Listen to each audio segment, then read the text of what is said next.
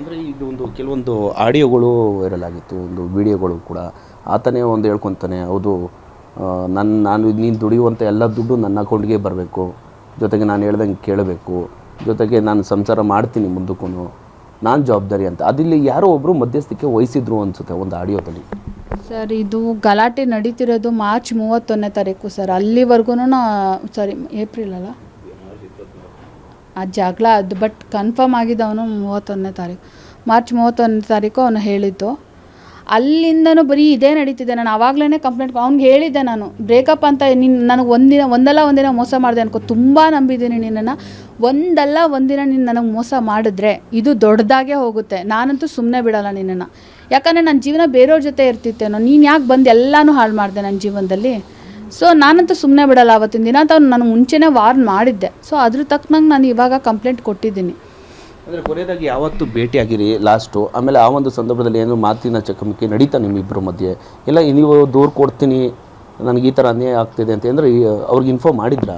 ನಾನು ಭಾನುವಾರ ಅವ್ನಿಗೆ ಫೋನ್ ಮಾಡಿ ಹೇಳಿದ್ದೆ, ನೀನು ಈ ಹುಷಾರಿಲ್ಲದೊಳಗೆ ಬಂದು ಫಸ್ಟ್ ಆಫ್ ಆಲ್ ನೀನು ನನ್ನನ್ನು ಕೇರ್ ಮಾಡಿದ್ದಿದ್ರೆ ಅದು ಬೇರೆ ಥರ. ನಾನು ಅದಾದಮೇಲೆ ಅವ್ನಿಗೆ ವಾರ್ನ್ ಕೊಟ್ಟೆ, ನೋಡು ನಾನು ಕಂಪ್ಲೇಂಟ್ ಕೊಡೋಕ್ಕೆ ಹೋಗ್ತಿದ್ದೀನಿ. ಅವ್ನು ನನ್ನ ಬಂದು ತಡಿಬೋದಾಗಿತ್ತು.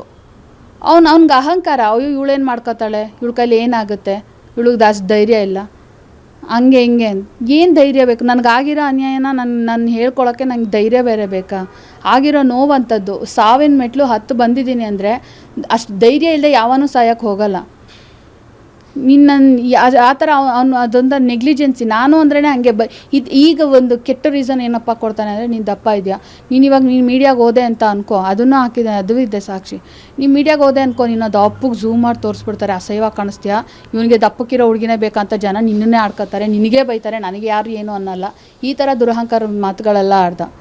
ಸರಿ ಹಂಗೆ ಮಾಡಿ ಹಾಕ್ಲಿ ಬಿಡು ನ್ಯೂಸ್ ಅವರು, ಅದರಲ್ಲಿ ಏನು ತಪ್ಪಿದೆ ಅಂತ ಅಂದ್ಬಿಟ್ಟು ನಾನು ಅದನ್ನೇ ಹೇಳಿದ್ದೀನಿ ಅವನಿಗೆ. ನಾನು ಕಂಪ್ಲೇಂಟ್ ಕೊಟ್ಟೆ ಕೊಡ್ತೀನಿ ಅಂತ ಇನ್ಫಾರ್ಮ್ ಮಾಡಿದ್ದೀನಿ. ಅಂದರೆ ಈಗ ನೀವು ಹೇಳ್ತಾ ಇದ್ರಿ, ಅಂದರೆ ಕೇವಲ ನಾನು ಮಾತ್ರ ಅಲ್ಲ, ಕೆಲವ್ರದಷ್ಟು ಮಹಿಳೆಯರ ಜೊತೆ ಯುವತಿಯರ ಜೊತೆ ಕಾಂಟ್ಯಾಕ್ಟಲ್ಲಿ ಇದ್ದಾರೆ, ಬೇರೆ ರೀತಿ ಕಾಂಟ್ಯಾಕ್ಟಲ್ಲಿದ್ದಾರೆ, ಅದೆಲ್ಲ ನನಗೆ ಸಾಕ್ಷಿಗಳು ಸಿಕ್ಕಿದೆ ಅಂತ ಹೇಳಿದ್ರು. ಯಾವ ಥರ ಸಾಕ್ಷಿಗಳು? ಅಂದರೆ ಬೇರೆಯವ್ರ ಜೊತೆ ಕಾಂಟ್ಯಾಕ್ಟ್ ಇದೆಯಾ ಬೇರೆ ಥರ? ಇದೆ ಸರ್. ಅವನು ನನಗೇನು ಹೇಳಿದ್ದ, ನನ್ನ ಹೆಂಡತಿ ಸರಿ ಇಲ್ಲ, ಜಗಳ ಮಾಡ್ತಾಳೆ. ನಾನು ಈ ವಿಷಯಗಳೆಲ್ಲ ಗೊತ್ತಾದ್ಮೇಲೆ ನಾನು ಅವ್ನಿಗೆ ಫೋನ್ ಮಾಡಿ ಹೇಳಿದ್ದೀನಿ, ಇಷ್ಟು ದಿನ ನೀನು ಹೇಳಿದ್ದನ್ನು ನಾನು ನಂಬ್ಕೊಬಂದೆ, ಈಗ ನನಗೆ ಅರ್ಥ ಆಗ್ತಿದೆ. ಫಸ್ಟ್ ಆಫ್ ಆಲ್ ನೀನೇ ಸರಿ ಇಲ್ಲ. ನೀನು ಸರಿ ಇದ್ದಿದ್ರೆ ನೀನು ಲವ್ ಮಾಡಿ ಮದುವೆ ಆಗಿದ್ಯಾ ನಿನ್ನ ಹೆಂಡ್ತಿನ, ಅವಳನ್ನ ಸರಿಯಾಗಿ ಬಾಳಿಸ್ತಿದ್ದೆ. ಇನ್ನೊಬ್ಬರು ಜೀವನದಲ್ಲಿ ಅವಳದು ತಪ್ಪಿದೆ, ಅವಳು ಕರೆಕ್ಟಾಗಿ ಅವಳು ಪರ್ಮಿಷನ್ ಕೊಡಬಾರ್ದಾಗಿತ್ತು ಯಾವತ್ತೂ. ನೀವೇನಾದ್ರು ಹೊರಗಡೆ ಮಾಡ್ಕೊಳ್ಳಿ, ಮನೆಯಲ್ಲಿ ನನ್ನನ್ನು ಚೆನ್ನಾಗಿ ನೋಡಿಕೊಂಡ್ರೆ ಸಾಕು, ಈ ಥರ ಒಂದು ಹೇಳಿಕೆ ಕೊಟ್ಟರೆ ಯಾವ ಗಂಡಸು ದಾರಿ ತಪ್ಪಲ್ಲ. ಸೊ ಇದನ್ನು ನನಗೆ ಪದೇ ಹೇಳ್ತಿದ್ದ, ನನ್ನ ಹೆಂಡತಿ ಈ ಥರ ಪರ್ಮಿಷನ್ ಕೊಟ್ಟಿದ್ದಾಳೆ, ನನ್ನ ಹೆಂಡತಿ ಈ ಥರ ಪರ್ಮಿಷನ್ ಕೊಟ್ಟಿದ್ದಾಳೆ.